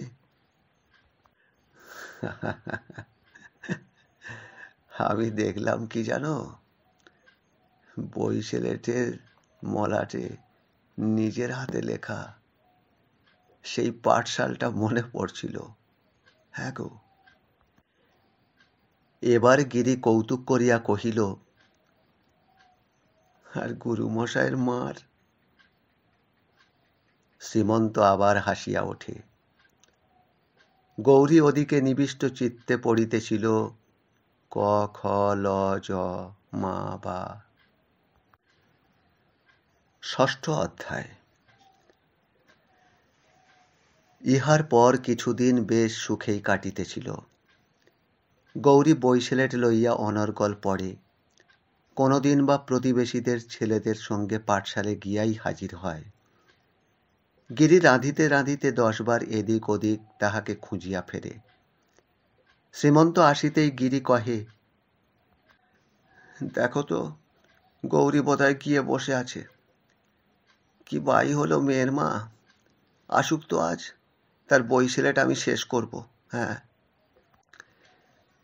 শ্রীমন্ত হাসিতে হাসিতে গিয়া তাহাকে লইয়া আসে। গৌরী আসে, একেবারে অভিধানের মতো অনর্গল বানান আওড়াইতে আওড়াইতে। শ্রীমন্ত হাসে, গিরিও হাসে। সে স্পষ্ট না বুঝিলেও বোঝে যে গৌরী নবনব অভিধানের সৃষ্টি করিতেছে। মোট কথা ওই শিশুকে কেন্দ্র করিয়া এই দুইটি নরনারী জীবনে যে একটি মধুচক্র রচনা করিয়া তুলিয়াছিল, সেটি দিনে দিনে বেশ রসঘন হইয়া উঠিল। কিন্তু দিন তো সমান যায় না। সেদিন মাস দেড়েক পরে সহসা ধূমকেতুর মতো হরিলাল আসিয়া উপস্থিত হইল। পড়ন্ত বেলা, সন্ধ্যা হয় হয়। গিরি রান্না চাপাইয়া গৌরীকে পড়াইতেছে, গৌরী পড়িতেছে। যেমন গুরু তেমনি শিষ্য। ভুলচুকের বালাই নাই, শাসন নাই, সংশোধন নাই। আছে শুধু শিষ্যের সপ্রতিভ উত্তর, আর গুরুর সপ্রশংস অজস্র উচ্ছ্বাস, শিষ্যের প্রতিভায় অগাধ বিশ্বাস। উনানে কাঠটা ঠেলিতে ঠেলিতে গিরি গুরুগিরি করিল। বলিল, আচ্ছা, বানান কর দেখি, কাঠ। সঙ্গে সঙ্গে গিরির উত্তর, কাঠ, কয়ে আকার, লয়ে আকার। বাবা, আচ্ছা বানান কর তো, রান্না। র, বয় আকার। এমন সময়ে পায়ের আঙুলের উপর ভর দিয়া শীর্ণ কুব্জ লোকটি বাড়ি ঢুকিয়া ডাকিল, গৌরী, গৌরী। অতিরিক্ত গাঁজা খাইয়া হরিলালের পায়ের শিরায় টান ধরিয়াছিল। গোড়ালি আর পড়িত না। লোকটির আবির্ভাবে এমন অভিনব বিদ্যার আদান প্রদানটুকু বন্ধ হইয়া গেল। হরিলাল বিনা ভূমিকায় কহিল, কই রে, একটু বাইরে আয় দেখি। গৌরীর মুখ শুকাইয়া গেল। সে গিরির কোল ঘেঁষিয়া তাহার আঁচল ধরিয়া দাঁড়াইয়া রহিল। এদিকে হরিলালের রুক্ষ মেজাজে এটা সহ্য হইল না। সে কটুকণ্ঠে কহিল, अरे गौरी, कान में कितना भरी सोना उठा है? গৌরী কাঁদো কাঁদো সুরে কহিল, আমি পড়ছি যে। হরিলালের চোখ দুইটা বিস্ফারিত হইয়া উঠিল। সে অনুরূপ বিকৃত কণ্ঠে কহিল, পড়ছি, পড়ছি কি? গৌরীর আর কথা ফুটিল না। গিরিও ঘোমটার অন্তরাল হইতে জবাব দিতে পারিল না। কিন্তু জবাব হরিলাল নিজেই খুঁজিয়া লইল। বই সেলেটগুলো তাহার নজরে ঠেকিতেই পড়ার অর্থ করিয়া লইল। সে অতি কর্কশ কণ্ঠে ব্যঙ্গভরে কহিল, লিখা পড়ি? अरे बाप रे बाप, चाषार में धान बाना छोड़ के लिखा पड़ी, ये तो ताज्जुब की बात ना। এরাই দেখছি আমার মেয়ের মাথাটা খেলে। নে নে, এখন আয় দেখি, এক ঘটি জল দিয়ে, বাইরে লোক এসেছে, আয়। এই আমার মেয়েতে গিরির অন্তরটা টকবক করিয়া উঠিল। সে চট করিয়া উঠিয়া এক ঘটি জল গৌরীর হাতে ধরাইয়া দিয়া তাহাকে ঠেলিয়া বাপের কাছে দাঁড় করাইয়া দিল। আর সঙ্গে সঙ্গে হরিলাল মেয়ের হাত ধরিয়া টানিয়া লইয়া গেল। যাইবার সময় বলিয়া গেল, শোনো, আমার সঙ্গে আর একজন ভদ্রলোক আছে, আমরা দুজন খাবো। ওমদা রান্না বানাও, মাছটা না থাকে কেন? ধুমায় মানা গিরি জ্বলিয়া আগ্নেয়গিরি হইয়া ওঠে। সে হরিলালের পশ্চাতে বেশ উচ্চ কণ্ঠেই কহে, বলে নিজের ঠাঁই হয় না, আবার শঙ্করাকে ডাক। সেই বৃত্তান্ত। ও আমি পারবো না, আমি পারবো না বলে দিচ্ছি। আপন ব্যবস্থার সময় থেকে করুক যে। আবার মাছ চাই, ভালো রান্না চাই। আপন মনেই গিরি গর্জন করিয়া চলে। কড়ার উপর হাতের শব্দটার সঙ্গে সঙ্গে সঘন এবং সুউচ্চ হইয়া ওঠে। এমন সময় গৌরী ফিরিয়া আসিল। গিয়াছিল সে কাঁদিতে কাঁদিতে, কিন্তু আসিল বেশ হাসি মুখে। গিরি ভাবিল, বাপের কবল হইতে নিস্তার পাইয়া হয়তো গিরির হাসি ফুটিয়াছে। তাহার অন্তরটাও একটু প্রসন্ন হইয়া উঠিল। বাঁ হাতে উনানের মুখের কাঠখানা ঠেলিয়া দিতে দিতে সে জিজ্ঞাসা করিল, কে লো গৌরী? ঈষৎ ঝঙ্কার হানিয়া গৌরী কহিল, আমি জানি না। কিন্তু ওই ঝঙ্কারটুকুর মধ্যে লজ্জার বেশ একটু আভাস ছিল। গিরির হাতের হাতা স্থির হইয়া গেল। সে মুখ তুলিয়া গিরির মুখপানে তাকাইল। গিরি দেখিল গৌরী আপন ছোট্ট হাতখানির ছোট্ট মুঠাটি চট করিয়া খুলিয়া আবার সঙ্গে সঙ্গে বন্ধ করিয়া ঘাড় নাড়িয়া ইঙ্গিতে ভঙ্গিতে কহিল, দেখেছ, দেব না তোমায়। চকিতের মতো ক্ষণটুকু ক্ষীণ হইলেও গৌরীর হাতের জিনিসটা কি তাহা বোঝা গেল। টাকা। বিস্ময়ের উপর বিস্ময়। তারও উপর গিরির ঈর্ষা। হরিলাল মেয়েকে আদর করিয়া টাকা দিয়াছে, মুখের কথায় নয়, কাজে কর্মে পিতৃত্বের অধিকার স্থাপন করিয়াছে, ইহা গিরির সহ্য হইল না। সে বেশ একটু শ্লেষের সঙ্গে কহিল, 100 বছর গিয়েছে চলে, ভাগ্যি আমার, ভাগ্যি ভালো, পড়ল মনে এতদিনে দুঃখিনী বলে।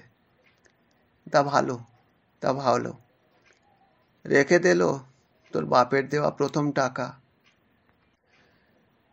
গৌরীর শিশু মন এই শ্লেষ বুঝিল না। সে এতগুলো কথার মধ্যে শুধু বুঝিল বাপের দেওয়া টাকা। এ কথাটারই সঙ্গে সঙ্গে প্রতিবাদ করিয়া সে কহিল, যা, জামাই দেবে কেন? ও গাঁজাল আমায় টাকা দেবে? আর পাবেই বা কোথা? এ দিলে তো সেই লোকটা। সে লোকটা মানে? কে সে? আবার সেই সলজ্জ ঝঙ্কার দিয়া গৌরী কহিল, আমি জানি না। হরিলাল টাকা দেয় নাই শুনিয়া গিরি একটু লঘুভার হইয়াছিল। এবার সে একটু হাসিয়া কহিল, সে লোকটার নামে তোর লজ্জা কেন? সে তোর শ্বশুর নাকি? তোকে দেখতে এসেছে? গৌরী এবার টুক করিয়া ঘাড় নাড়িয়া চট করিয়া কহিল, হুম হুম। সে কি? গৌরী কহিল,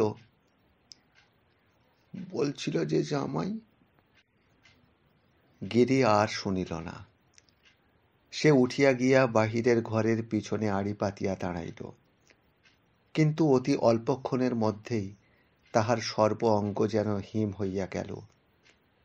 অতি কষ্টে ফিরিয়া আসিয়া ঘরে গৌরীকে বুকে জড়াইয়া ধরিয়া বসিল। গৌরী অবাক হইয়া গিরির মুখপানে চাহিতেই দেখিল গিরির চোখে জল। সে ছোট হাতখানি দিয়া তাহার চোখ মুছাইয়া দিয়া কহিল, কাঁদছ মা?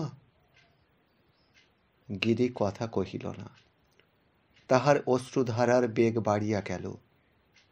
গৌরী কহিল, ওদের টাকা ফিরিয়ে দিয়ে আসব। গিরি তবু নীরব। চিন্তাকুল স্তিমিত নেত্রে অন্তহীন ভাবনা সে ভাবিয়া যায়। কতবার তাহার চিন্তা ধারণার সীমা পার হইয়া অর্থহীন হইয়া পড়ে। সচকিত হইয়া আবার সজাগ হইয়া সে ভাবিতে বসে। গৌরী সেই মুখপানে চাহিয়া বসিয়াছিল। তাহার পরনির্ভর শিশু চিত্তখানি সশঙ্ক আগ্রহে ওই চিন্তাকুলার মুখপানে চাহিয়া থাকে। এটুকু বোঝে যে ভাবনার কেন্দ্র সেই, তাহাকে লইয়াই একটা কিছু ঘটিতে বসিয়াছে। সহসা গিরি যেন সহজভাবে নড়িয়া চড়িয়া বসিল। বোধহয় সে একটা কুল পাইয়াছে। গৌরীর হাতটা ধরিয়া উজ্জ্বল নেত্রে সে বলিল, খবরদার তুই যাবি না। ওই মাতাল তোর বাপ যদি নিয়ে যেতে চায় তোকে, খবরদার তুই যাবি না। গৌরীর কেমন শঙ্কা হয়। ওই মানুষটাকে দেখিলেই তাহার যে ভয় হয়, সে তাহার কথার প্রতিবাদ করিবে কেমন করিয়া। সে শঙ্কিত কণ্ঠে কহিল, যদি ধরে নিয়ে যায় মা জোর করে? কেন, আমার জোর নাই? আমি যে তোকে এত বড় করলাম, আমার জোর নাই? মামা এলে ওকে তাড়িয়ে দিতে বলো মা, দিক লাঠির বাড়ি। সঙ্গে সঙ্গেই শ্রীমন্ত কোদাল হাতে আসিয়া খিড়কির দরজায় বাড়ি ঢুকিল। বাহির হইতেই সে গৌরীর কথাটা শুনিয়াছিল। হাসিতে হাসিতে সে কহিল, কাকে মারতে হবে মামনি? শ্রীমন্তকে দেখিয়া গৌরীর বুকখানা সাহসে ফুলিয়া উঠিল। সে ঝঙ্কার দিয়া কহিল, ওই মুখ পোড়া মাতালকে, তোমাদেরই ওই লক্ষ্মী ছাড়া জামাইকে গো। মেয়ের পিতৃভক্তির ঘটা দেখিয়া শ্রীমন্ত হা হা করিয়া হাসিয়া উঠিল। গিরির কিন্তু তাহা ভালো লাগিল না। তাহার চিন্তা পীড়িত ক্ষুব্ধ অন্তর অতিমাত্রায় অসহিষ্ণু হইয়া উঠিয়াছিল। সে অস্থির কণ্ঠে আত্মহারার মতো বলিয়া উঠিল, আমি মাথা মোর খুঁড়ে মরব বলছি। শ্রীমন্তের প্রাণ খোলা হাসি অর্ধ পথেই থামিয়া গেল। সে হতভম্বের মতো তাল হারাইয়া গিরির মুখপানে চাহিয়া রহিল। গিরি উঠিয়া শ্রীমন্তের পায়ে সত্য সত্যই মাথা কুটিতে কুটিতে বলিল, তুমি এর বিহিত করবে কিনা বলো। তাড়াতাড়ি শ্রীমন্ত তাহাকে ধরিয়া তুলিতে তুলিতেই সান্ত্বনা দিয়া কহিল, আহা, করব করব করব, 3 সত্য করছি তো। থামো গিরিবউ, আরে থামো তো। গিরি সজল নেত্রে তাহার মুখের দিকে তাকাইয়া কহিল, তা যদি হয় তাহলে আমি মরে যাব কিন্তু। অন্ধকারে দিশে হারার মতোই ব্যাকুলভাবে শ্রীমন্ত জিজ্ঞাসা করিল, কি? আরে হলো কি? গিরি কি যেন বলিতে গিয়া গৌরীর দিকে চাহিয়া থামিয়া গেল। কহিল, বলবো কোন এরপর? তারপর গৌরীর হাত ধরিয়া টানিয়া রান্নাঘরে লইয়া যাইতে যাইতে কহিল, মেয়ের চোখে ঘুম নাই রে মা, রাত দুপুরহর পর্যন্ত চোখ চেয়ে বসে আছেন। আয় আয়, খেয়ে ঘুমোবি আয়। শ্রীমন্ত একটা উদ্বেগ লইয়াই তামাক সাজিতে বসিল। এমন সময় বাহির হইতে ডাক আসিল, আরে শ্রীমন্ত নাকি? বহুত আচ্ছা রে বয়না, একদম সে পিंजरा के भीतर जाके बैठा। পড়ো আত্মারাম রাধা কিষেন সীতারাম। শ্রীমন্ত কলিকাটা হাতে করিয়া উঠিয়া আপন মনেই কহিল, হরিলাল নাকি? এলে কখন? গিরি ঘরের মধ্য হইতে আগ্নেয়গিরির মতোই অগ্নুদ্গার। দেখো, আমি কিন্তু দানছত্র করি নাই। শ্রীমন্ত আন্দাজেই তাল মারিল, হ্যাঁ নিশ্চয়। তাই বলো তোমার ভগ্নিপথকে, নিজে 16 আনা বাঁধবেন, আমার অন্ন ধ্বংস করবেন, আবার আমারই সর্বনাশের চেষ্টা। বলে দাও বলছি, আমার ভাত নাই। শ্রীমন্ত কিন্তু এটা পারিল না। যতই ঘৃণা সে হরিলালকে করুক, কিন্তু এক মুঠো ভাত না, তা সে মুখ দিয়া বাহির করিবে কি করিয়া। সে মৃদুস্বরে ক্ষীণভাবে কহিল, তুমি বলে দিও। তোমার আক্কেল তো খুব, আমি ওর সঙ্গে কথা কই যে কথা কইব। শ্রীমন্ত বিব্রত হইয়া কিছুক্ষণ চুপ করিয়া থাকিয়া কহিল, আরে সে শুনতে পেয়েছে ঠিক, আর তোমাকে বলতে হবে না। সঙ্গে সঙ্গে বাহির হইতে বেশ অধিকার ভরা কণ্ঠে ডাকও আসিল। হরিলাল হাঁকিল, গৌরী, আরে গৌরী, চলে আয় বলছি, চলে আয়। গৌরী ভয়ে ফোঁপাইয়া কাঁদিয়া উঠিল। তাহার সেই নিজের কথাটাই বোধ করি মনে পড়িয়া গেল। যদি জোর করে ধরে নিয়ে যায়। আগ্নেয়গিরির অগ্নুদ্গারী মুখ বন্ধ হইয়া গেল। চিরন্তন চলিত সমাজ বিধান অনুসারে সন্তানের উপর তাহার পিতার অধিকার, তা সে পিতা যেমনই হোক না কেন, সে বিধান অমান্য করিবার মতো জোর কই তাহার নাই। হরিলাল কিন্তু নিরস্ত হইল না। সে বাড়ির ভিতর পর্যন্ত আগাইয়া আসিয়া দাবি ভরা কণ্ঠে ডাকিল, গৌরী। শ্রীমন্ত ঘটনাটার মোড় ফিরাইয়া দিতে হাসি মুখে আপ্যায়ন করিল,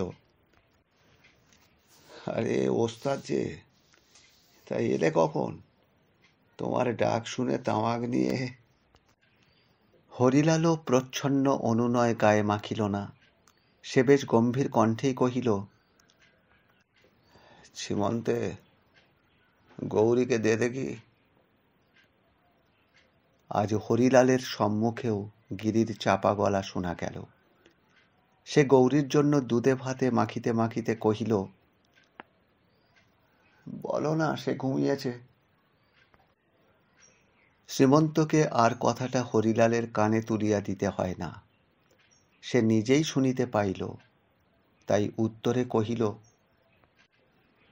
ও ঘুমক, আমার মেয়ে আমায় দাও। ঢের হয়েছে, ঢের হয়েছে, ঢের ভাত দিয়েছ, আর না। এমন গম্ভীরভাবে কথা কওয়া হরিলালের পক্ষে অস্বাভাবিক। ইহাতেই গিরি বেশি দমিয়া গেল। হরিলাল বকিয়াই যায়, ভাত? अरे भात देखलाता हमको? है भात? अरे भात तो घास का बीज, क्या काम उसका? और देखलाता कि ना एक ठो औरत? अरे तुलसीदास क्या बोला जानता? बोलता, सिर का ताज मर्द का मान, जुत्ते और जोरू दुही समान, पाँव का पैजार तुम सिर में उठाया। কথাটা শ্রীমন্তকে বড় লাগিল। তাহার জিহ্বাগ্রে একটা কটু উত্তর আসিয়া পড়িয়াছিল। হ্যাঁ হ্যাঁ, পরিবারকে যে খুন করতে পারে তার কাছে পরিবার যুক্তি বই আর কি। কিন্তু সন্তান কাঙালি মানুষটিরও যে নারীর মতোই দুর্বলতা আছে, কাজেই অন্তরের বিদ্রোহ অন্তরেই চাপিয়া তোষামত তাহাকে করিতে হয়। মহাজন আর খাতক, এদের মধ্যে খাতকের যে ওই ছাড়া উপায় নাই। শ্রীমন্ত কাষ্ঠ হাসি হাসিয়া কহিল, अरे भाई ওস্তাদ, औरत की बात ধরতে আছে। আরে এসো এসো এসো, আরে তামাক তৈরি। তোমার সে বাতটা কি হে? সেই যে তৈয়ার তামকুল, বিছাও না কে খানা মাত ছড়না, নাকি?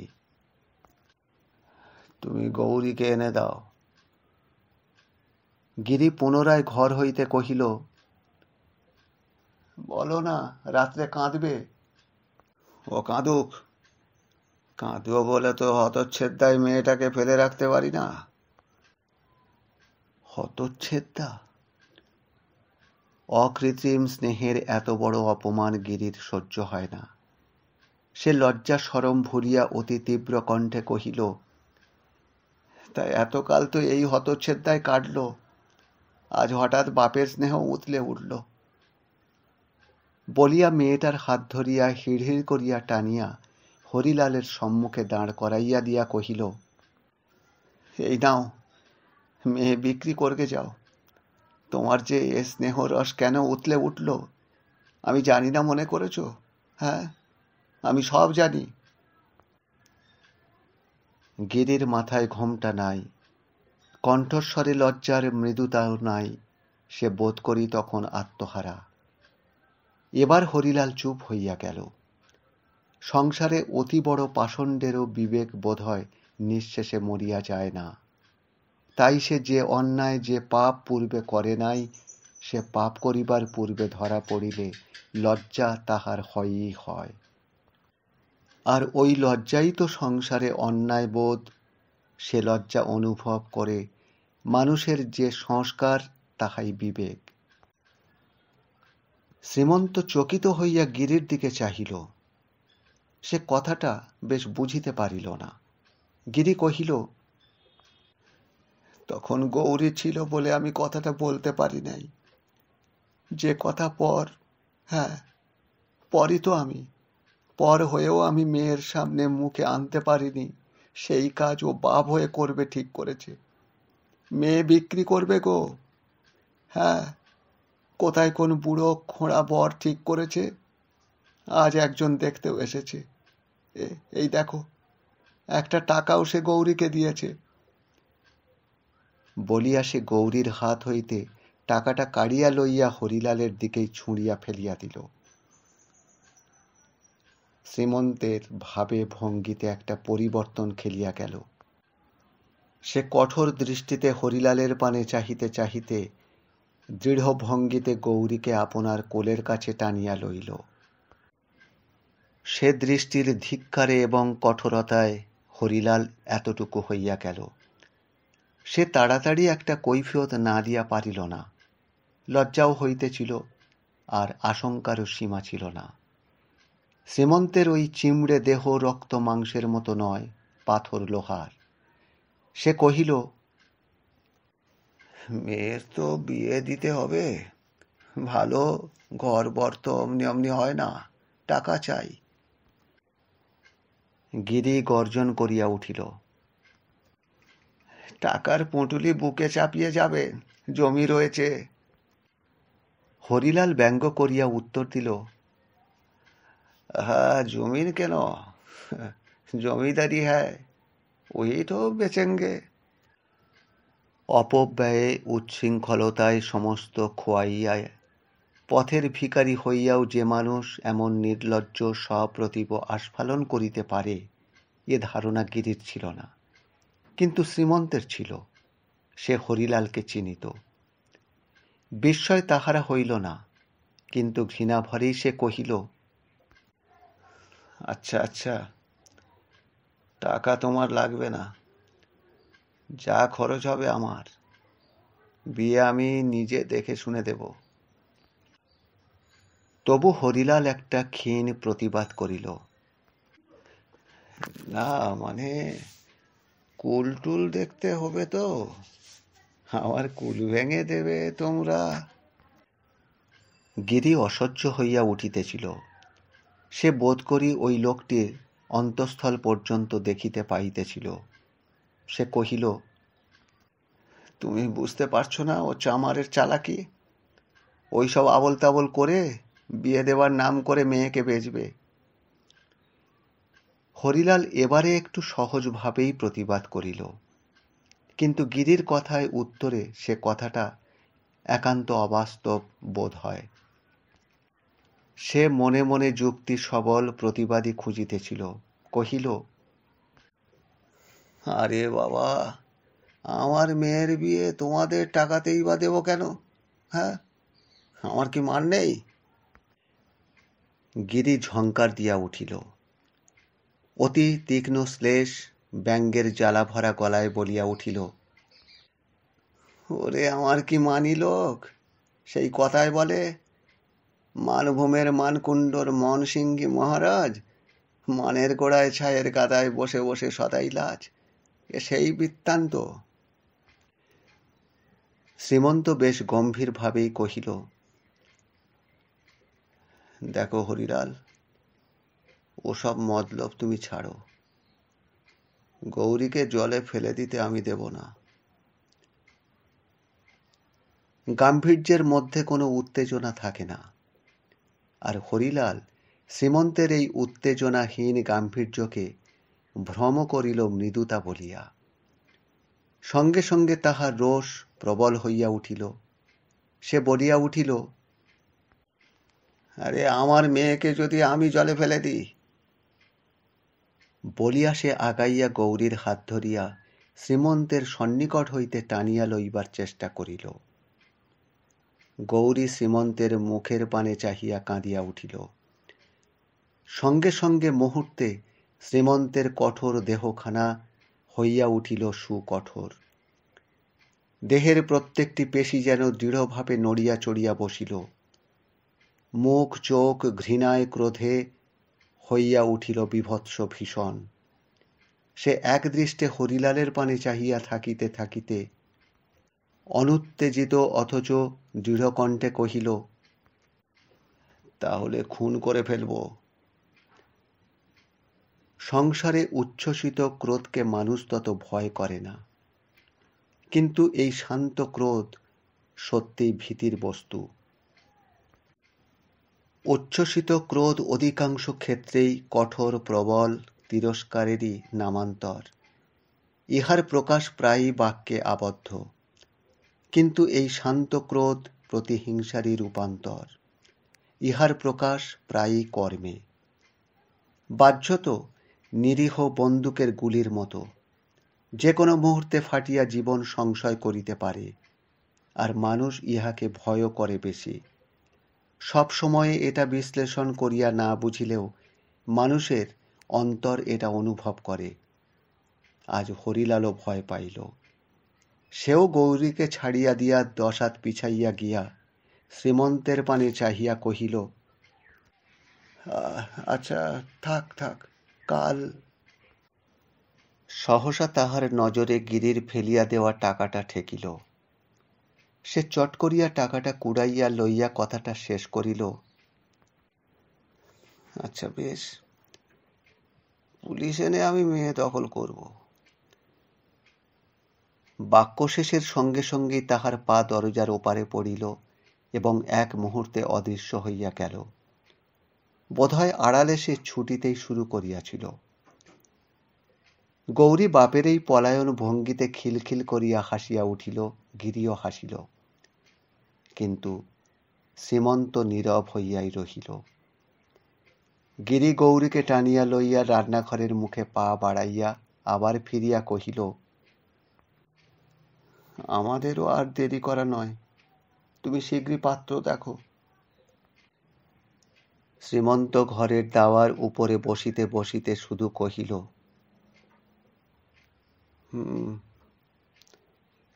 কি ভাবছো বলো দেখি। একটা গভীর দীর্ঘশ্বাস ফেলিয়া শ্রীমন্ত কহিল,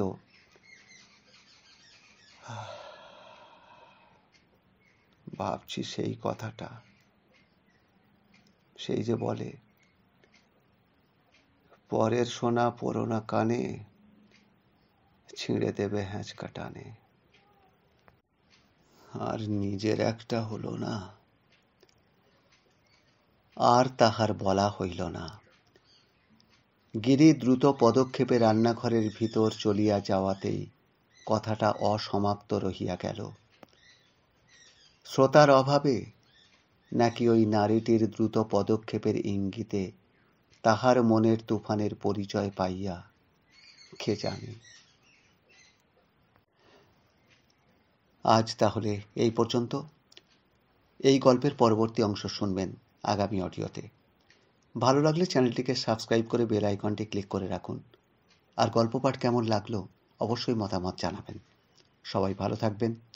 নমস্কার।